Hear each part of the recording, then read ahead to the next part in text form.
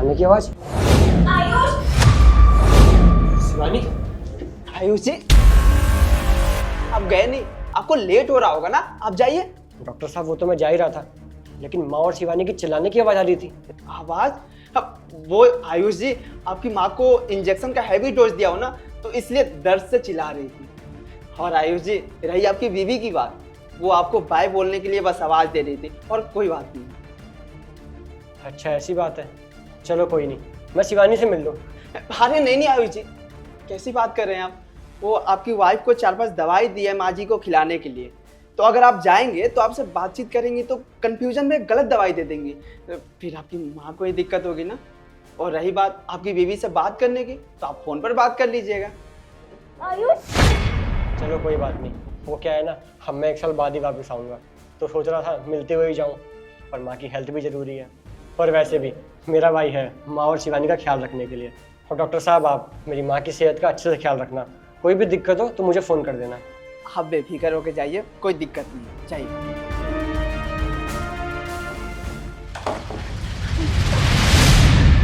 माँ जी, आप ठीक तो है ना? मम्मी, तुम्हें जरा भी खौफ नहीं है क्या मेरा?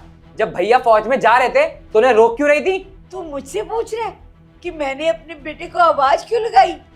मुझे अच्छे से पता है कि जैसे ही मेरा बेटा चला जाएगा ना, तो तुम मेरे साथ क्या सलूक करोगे। मैंने तुम्हारा क्या बिगाड़ा है? तुम मेरे साथ क्यों कर रहे हो ऐसा? वैसे भी मैं बीमार हूँ। अच्छा मम्मी, आपको नहीं पता कि मैं आपके साथ ये सब क्यों कर रहा हूँ? अरे आपने सारी प्रॉपर्टी बड़े भैया के नाम कर दी है, जबकि मरने से पहले पापा ने साफ साफ कहा था कि प्रॉपर्टी दोनों भाइयों में आधी आधी होगी। अरे क्यों पड़ा है तू प्रॉपर्टी के पीछे? मैं कर दूंगी ना तेरे नाम। पहले कुछ बन तो जा, पढ़ लिख जा, उसके बाद मैं प्रॉपर्टी तेरे नाम कर दूंगी ना। अरे और कितना पढ़ू लिखूं? 12th पास कर तो लिए और कॉलेज भी कर ही रहा हूँ, जॉब भी लगी जाएगी मेरी। पढ़ लिख कर तू समझदार तो बन, कुछ बन तो सही। अभी मेरा बड़ा बेटा समझदार है, पढ़ा लिखा है, इसीलिए मैंने प्रॉपर्टी उसके नाम कर दी है। तो वो कहीं जा थोड़ी रहा है बेटा। जब तू पढ़ लिख जाएगा, कुछ बन जाएगा, तो प्रॉपर्टी का कुछ हिस्सा वो तेरे नाम कर देगा। अरे प्रॉपर्टी भैया के नाम थी तब तक तो फिर भी ठीक था, पर उन्होंने क्या करा, अपनी प्रॉपर्टी की नॉमिनी में अपनी इस बीवी का नाम डलवा दिया। अरे वो चाहते तो मेरा भी तो डलवा सकते थे, और ये है कि इसने भी मना नहीं करा। मैंने तो आयुष को बोला था कि मेरा नाम नॉमिनी में मत डलवाओ, वो घर का छोटा बेटा है, तुम्हारा भाई है तो उसका नाम डलवा दो। लेकिन तुम्हारे भाई ने ही बोला कि वो अभी समझदार नहीं है, आवारा है, प्रॉपर्टी बेचकर पैसा न उड़ा दे, इसीलिए उन्होंने मेरा नाम डलवाया। देख, मेरे आगे ना ज्यादा ड्रामे करने की कोशिश मत कर। मुझे ना बहुत अच्छे से पता है कि तूने मेरे भैया के साथ सिर्फ इसलिए शादी करी थी क्योंकि सारी प्रॉपर्टी उनके नाम थी। और वैसे भी तुझे दिक्कत भी क्यों होगी, क्योंकि नॉमिनी में तो तेरा नाम है ना। तू अपनी बीमार माँ के साथ जो कुछ भी कर रहा है ना, ठीक नहीं कर रहा। देखना, भगवान तुझे इसके लिए कभी माफ नहीं करेगा। ओ, तुम सबका फैमिली ड्रामा खत्म हो गया हो तो हम अपने हिस्से का बात कर ले। अरे डॉक्टर साहब, आपको आपका हिस्सा मिल जाएगा, पर आपको आपका काम तो याद है ना? हाँ, मुझे मेरा काम बखूबी याद है।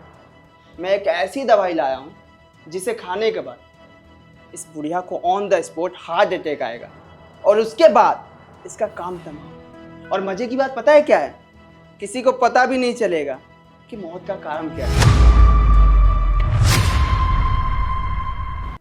डॉक्टर साहब, आप भी इसके साथ मिले हुए हो? डॉक्टर को तो धरती पे भगवान बोला जाता है, वो तो मरीजों की जान बचाते हैं, और आप मेरी जान लेने के लिए आए हो। अच्छा, और मेरी बात ना कान खोल के सुन ले। मैं डॉक्टर बना हूँ पैसे कमाने के लिए, और मुझे जहाँ से मौका मिलेगा ना पैसे निकालने का, मैं वहाँ से निकालूंगा, और मुझे फर्क नहीं पड़ता मरीज जिए या मरे। शर्म आनी चाहिए देवर जी आपको। आपकी माँ ने आपको बचपन से लेकर आज तक पाला पोसा, आपकी हर ख्वाहिश पूरी करी, और आज जब इनको आपकी जरूरत है तो आप इनके साथ ये सब कर रहे हो। क्यों? सिर्फ चंद प्रॉपर्टी के लालच में? और डॉक्टर साहब, आप सिर्फ थोड़े से पैसों के लिए अपने पेशे से ऐसे गद्दारी कर रहे हो। तेरा भाई तेरे लिए क्या कमी छोड़ता है बेटा?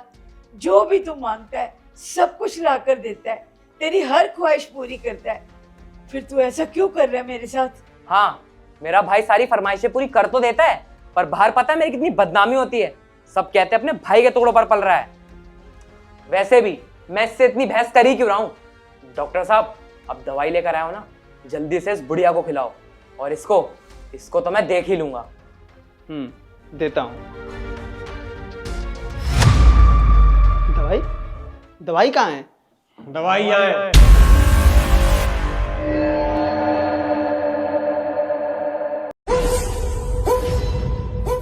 आयुष जी, आप गए नहीं? आयुष, अच्छा हुआ बेटा तू आ गया। देखना, तेरा ये भाई और ये डॉक्टर, ये दोनों हम दोनों को मारने की कोशिश कर रहे हैं बेटा। देख बेटा, अपनी आंखों से देख ले, इन दोनों की सच्चाई यही है। हाँ माँ, मैं आ गया हूँ, अब आप टेंशन मत लो। अरे नहीं नहीं भैया, आप मम्मी की बातों पर ध्यान मत दीजिए। इनकी तबीयत ठीक नहीं ना, कुछ भी बोले जा रही है। डॉक्टर साहब, इनको दवाई दो ना। आयुष जी, मुझे लगता है ना कि आपकी माँ की तबीयत बहुत ज़्यादा खराब हो रही है। आप ये दवाई दीजिए मुझे, मैं खिला देता हूँ, बिल्कुल ठीक हो जाएंगे। नहीं नहीं बेटा, तो इनकी बातों पे विश्वास मत करना। अभी अभी इस डॉक्टर ने मुझे मारने की धमकी दी है। ये डॉक्टर एक नंबर का झूठा है बेटे। घबराइए मत माँ, अभी के अभी सारा सच सामने आ जाएगा। इंस्पेक्टर साहब,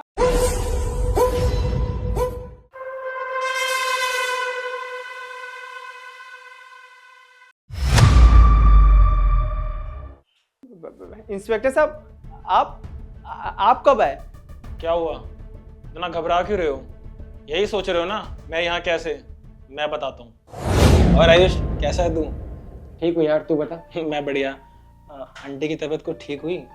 क्या बताऊँ यार, मम्मी की तबीयत ठीक ही नहीं हो रही है। डॉक्टर साहब से पूछता हूँ तो बोलते हैं दवाई तो दे रहे हैं, पता नहीं कब तक ठीक होंगी। और शिवानी से पूछता हूँ तो वही बात टाल देती है। समझ नहीं आ रहा क्या है। और तो और जब मैं फौज में जाने की बात करता हूँ तो माँ और शिवानी दोनों घबरा जाती हैं। मुझे कुछ गड़बड़ लग रही है।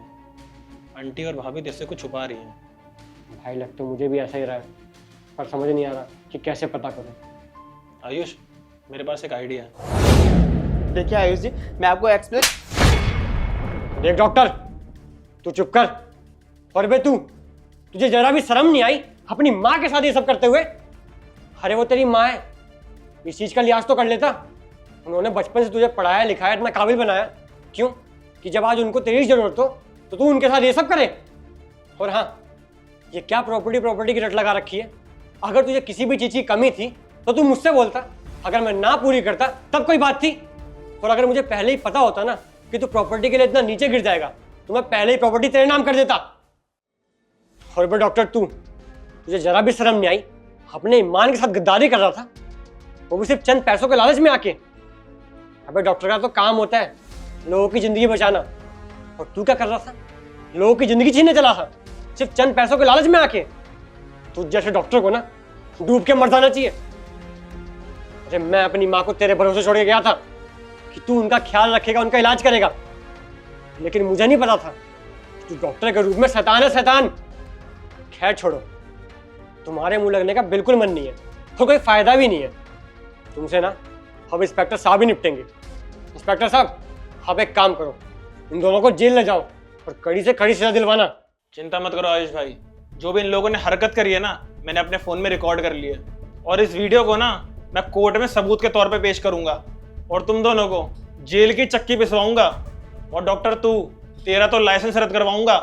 नहीं इंस्पेक्टर साहब, देखिए मुझे माफ कर दीजिए, आज के बाद कभी ऐसी गलती नहीं करूंगा। अगर लाइसेंस रद्द हो जाएगा तो मैं कहीं का नहीं रहूंगा, मेरा परिवार भी है, 20 बच्चे हैं। माफ कर दीजिए, गलती हो गई, आज के बाद गलती नहीं करूंगा। चुप कर तू, तुम्हारा इंतजाम मैंने पहले ही कर दिया है। पुलिस की गाड़ी नीचे तुम्हारा वेट कर रही है, चलो तुम दोनों। नहीं नहीं इंस्पेक्टर साहब, मैं मानता हूँ कि मुझसे बहुत बड़ी गलती हो गई है, आप प्लीज़ मुझे माफ़ कर दीजिए। और भैया, आप भी मुझे माफ़ कर दीजिए, मुझसे बहुत बड़ी गलती हो गई है। आज के बाद ऐसी गलती कभी भी नहीं होगी। मैं मम्मी का बहुत अच्छे से ख्याल रखूंगा, आप बेफिक्र होकर फौज में जाइएगा। प्लीज़ भैया, इस बार मेरी आखिरी गलती समझ के मुझे माफ़ कर दीजिए। मम्मी, भैया को बोलिए ना कि मुझे माफ़ कर दे। मम्मी, मैं वादा करता हूँ अब से आपका बहुत अच्छे से ख्याल रखूंगा। और भाभी, मैं आपसे भी माफ़ी मांगता हूँ, आज के बाद ऐसी गलती कभी भी नहीं होगी। बस प्लीज़ मुझे जेल मत लेके जाइए भैया, मेरा पूरा करियर बर्बाद हो जाएगा। तुम दोनों मुझसे माफी मांग रही हो, तुम दोनों तो माफी के लायक भी नहीं हो। इसका तो मैं कह सकती हूँ कि ये पराया है, पर तू तो मेरा अपना बेटा है। तूने भी मुझे मारने की कोशिश की सिर्फ प्रॉपर्टी के चक्कर में। आज के बाद ना मेरा सिर्फ एक ही बेटा है और वो है आयुष। तू मेरे लिए मर चुका है। इंस्पेक्टर साहब, ले जाइए इसे और जेल में डाल दीजिए और इसे कड़ी से कड़ी सजा देना, ताकि ये जीवन भर याद रखे। और इस डॉक्टर को भी मत छोड़ना। आंटी जी आप टेंशन मत लीजिए, इन दोनों को मैं छोड़ूंगा नहीं, कड़ी से कड़ी सजा दिलवा के रहूंगा। चलो थाने। तू भी चल।